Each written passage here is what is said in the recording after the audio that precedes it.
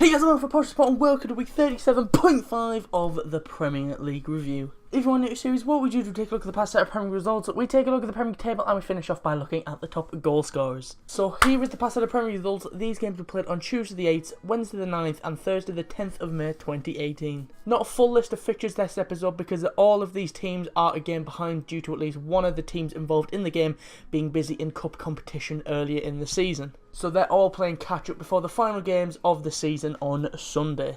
Also next to the games are their times in this video, so if you want to hear about a specific match, just got the time next to the game and you'll skip out all the other crap. But without further ado, let's get into our first match. We start with Swansea versus Southampton. It was a really scrappy first half with the Liberty Stadium sounding like a cup final. It was an immense atmosphere. Swansea had more of the ball, but Southampton had the better chances when Austin was denied by Fabianski a couple of times in the first half. But Southampton did take the lead in the 70th minute thanks to Manolo Gabbiadini. He was only on the pitch for a couple of minutes after he was subbed on due to an injury, and it came when a corner was swung in. It was headed back across goal by Oriol Romeu. Charlie Austin's volley was saved, but the ball kind of just stopped in front of the keeper, and Gabbiadini reacted quickest to poke the ball home from close range. And that is how the game ended. Not only did Southampton take a massive step towards safety, they also sent a team down, as with this result it's confirmed that West Brom will be playing football in the Championship next season. Even though I'm honest, I think West Brom will do better than Stoke next season. Feel free to come back to this when they get relegated again though. Swansea's fate is now out of their hands and they can only hope that Southampton lose on the final day of the season by a couple of goals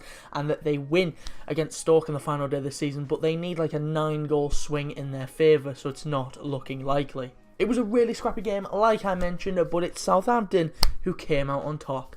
And we move on to Leicester versus Arsenal. Leicester took the lead in the 15th minute when Kelechi Iheanacho got only his second goal of the season. It came from a corner that Arsenal failed to deal with, and at about the 5th or 6th attempt, Leicester finally made them pay. As Christian Fuchs crossed it towards the back post from extremely deep, Diabate headed it back across goal to Iheanacho, who put it beyond check with a volley. And from kick-off, things would go from bad to worse for Arsenal when they were reduced to 10 men when Mavropanos was sent off. I'll call him Dino from now on until the end of time, I can't say it. Leicester pressed straight from kickoff and Iheanacho caused Dino to panic and blocked his attempted clearance, and as he was trying to get away from Dino, he dragged Iheanacho down when he was arguably the last man and the ref showed him the straight red card. I say arguably the last man because Holding was technically there, but he was out very wide, and in my mind there was no way on this earth that Holding was getting back to stop Iheanacho from being one-on-one with Cech. So in my opinion, it's a straight red. The ref got that bang on for me. But Arsenal would level the game up in the 53rd minute when Pierre Aubameyang got another goal to his tally. Ainsley Maitland-Niles with some great work on the wing as he darted past his man and drilled the ball in towards Aubameyang. His first shot was saved, but the rebound came straight back to him and he smashed it into the roof of the net. But Leicester got the perfect chance to retake the lead in the 75th minute when they were given a penalty. Really daft penalty to give away as well, as Demarai Gray darted at the box, crossed the ball in, the ball came straight back to him, and Henrik Mkhitaryan comes in and takes down Gray, and the ref pointed to the spot. It was a needless foul. Mkhitaryan just lunged in. There was no need to give that away. Jamie Vardy stepped up to take it and Petr Cech went the wrong way, but even if he went the right way, he was not getting to it as Jamie Vardy tucked his penalty away right in the top left corner with the speed of a bullet. And Leicester wrapped the game up in the 90th minute when Riyad Mahrez made it 3-1. Lovely switch of play over to the right hand side. Mahrez timed his run perfectly and made his way into the box.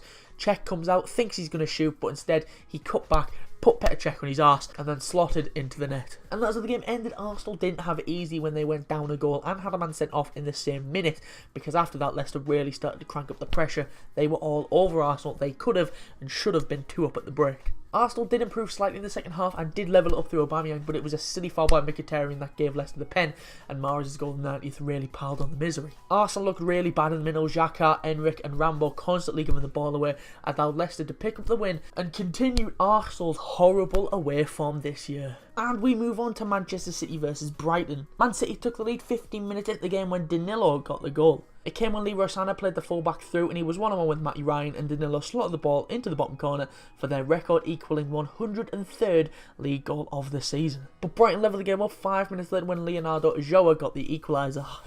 I've missed talking about Claudio Bravo errors, but thankfully Pep has given me this opportunity to talk about him yet again, and for that I thank you. The goal came as a ball was played through to Davi Proper, and there was absolutely no danger on at all, but for some reason Claudio Bravo comes off of his line and chases him away, but Proper just avoids him, stands up across towards Ajoa, and he headed into the empty net. Also, what I love about this is Bravo shouted at his defenders to concentrate, despite the fact that he made the mistake.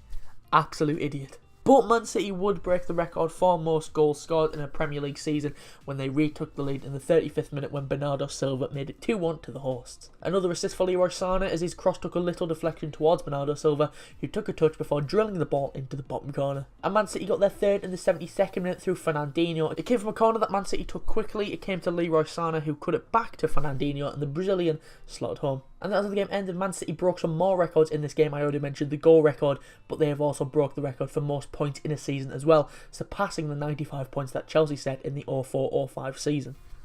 They have 97 points, and it would be fitting that they could round it up to 100 points on Sunday, and if they do that, they will be the first team ever to reach 100 points in a top-flight English season. Brighton did well to get back into the game, but they can give the assist to Claudio Bravo, but Leroy Sane cut them open far too often, getting himself a hat-trick of assists, and with Yaya Touré's last home game for Manchester City, they sent him off in style. And we move on to Chelsea versus Huddersfield. Huddersfield got a massive goal 5 minutes in the second half when they took the lead through Laurent Depois. It was all Chelsea in the first half. I'm surprised the Huddersfield players didn't get a nosebleed with how high up the pitch they were.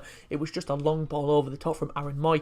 Depois rated onto it. Caballero came darting out of his goal and the striker took advantage of the bounce, put it past Caballero and into the back of the net. But Chelsea levelled the game up in the 60th minute when Marcos Alonso got the goal. Well, I say the goal was literally booted at him as Cesar Azpilicueta's cross from the right hand side was smashed clear by a defender, but the ball smashed off of Marcos Alonso's face and goes into the net. And that's the game ended. A massive point for Huddersfield, as with this point they are officially safe. Huddersfield did not have a shot on target until they took the lead in the 50th minute, but they did defend extremely well. Chelsea now need a miracle to get into the top 4, them having to win over Newcastle on the final day, and they need Liverpool to lose to Brighton. If Liverpool do draw and Chelsea win, they will both be tied on 73 points, but in that case Chelsea will need to win by 16 goals, and I highly doubt that's going to happen, so they need a Liverpool loss at home, which hasn't happened all season. Chelsea are guilty of being wasteful in the final third as Huddersfield secured their place in the Premier League next season. And we move on to Tottenham versus Newcastle. Spurs took the lead 5 minutes in the second half when Harry Kane got the goal. It was a lovely goal for the home side as Dele Alli and Harry Kane combined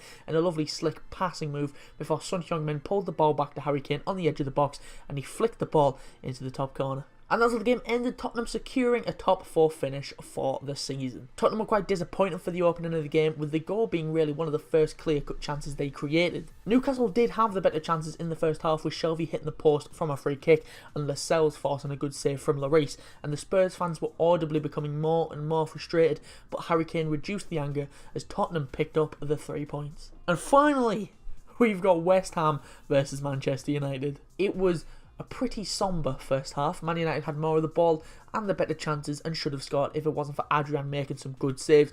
Then the second half, oh my days, it was abysmal. It was really bad, like extremely bad. Neither team really made any chances. It was horrible passing in the middle. Both teams, Man United especially, resorted to pot shots from outside the area. Both teams as well were guilty of overplaying it in the middle. There were times where there was a clear view goal in front of them, but they tried to pass it once more, and with that pass the defence were able to get there and get it away. Great voice crack. It was a really shocking second 45. Neither team really deserved to win in the end because the most interesting thing to happen was some handbags late on in the match. Up there with one of the worst games I've seen all season, but a point for Man United means that they secured a second place finish for the season. So that's all the games I've got for you this time. Before we go, let's take a look at the Premier League table and top goal scorers, starting off with the Premier League table. Top 5, and as you can see, Man City are just 1 win away from treble figures after a win over Brighton. Man United are second and they can't be moved now after their awful game with West Ham. Tottenham are third and secured a place in the Champions League next season when they win over Newcastle. Liverpool are fourth and are probably going to get top 4, they just need to not lose on Sunday. And Chelsea make up the top 5 after a draw with Huddersfield. Moving on to the bottom 5, and Stoke are on the bottom. They didn't play this episode. West Brom and 90, they didn't play either, but thanks to Southampton winning at Swansea, they became the second team to be relegated. Swansea make up the bottom 3 and need a miracle to occur on the final day of the season to get out. Southampton probably secured their survival with a win over Swansea,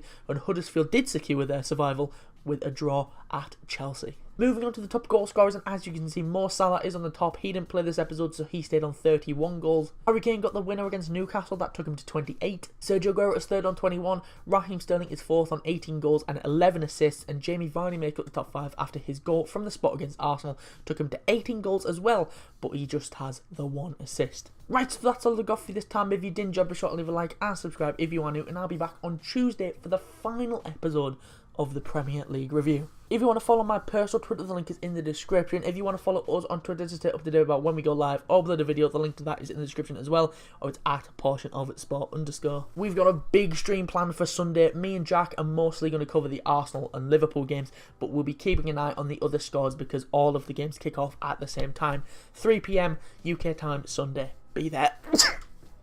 That was just perfect timing. If you missed last episode, that'll be popping on your screen about now, along with a link to the channel so you can subscribe.